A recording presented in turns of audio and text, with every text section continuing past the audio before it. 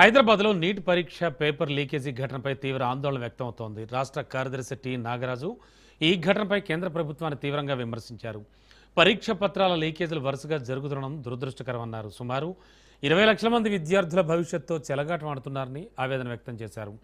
ఈ ఘటనకు బాధ్యులపై తక్షణమే కఠిన చర్యలు తీసుకోవాలని కేంద్ర ప్రభుత్వాన్ని డిమాండ్ చేశారు. అంతేకాదు కేంద్ర విద్యాశాఖ మంత్రి నైతిక బాధ్యత వహించి రాజీనామా చేయాలని కోరారు.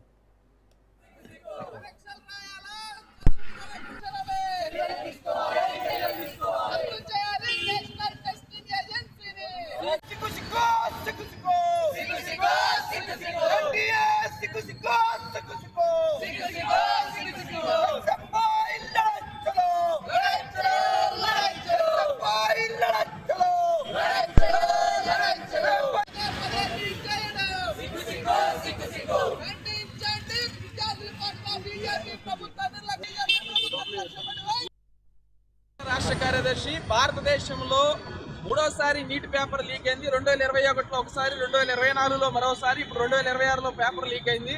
బీజేపీ ప్రభుత్వం అధికారంలోకి వచ్చిన తర్వాత ఎన్టీఏని ఏర్పాటు చేసిన తర్వాత ఎన్టీఏ ద్వారా పరీక్షలను నిర్వహిస్తామని చెప్పారు. ఎన్టీఏ అనేది నేషనల్ టెస్టింగ్ ఏజెన్సీ, పారదర్శకంగా నిర్వహిస్తామని చెప్పారు. ఈ రోజు ఎన్టీఏ అంటే నేషనల్ టెస్టింగ్ ఏజెన్సీ కాదు. బీజేపీ ప్రభుత్వం అధికారంలోకి వచ్చిన తర్వాత 29 సార్లు వివిధ రకాలైనటువంటి పేపర్ లీకేజ్ కావడం జరిగింది.